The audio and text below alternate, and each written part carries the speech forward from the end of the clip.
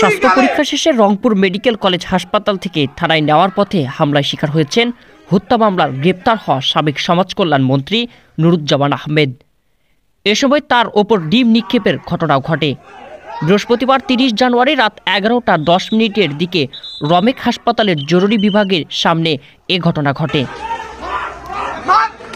প্রত্যক্ষদর্শী সূত্রে জানা যায়, স্বাস্থ্য পরীক্ষার জন্য সাবেক মন্ত্রী নুরুজ্জামান আহমেদকে রাত 11টার দিকে রমেক হাসপাতালে আনা হয়।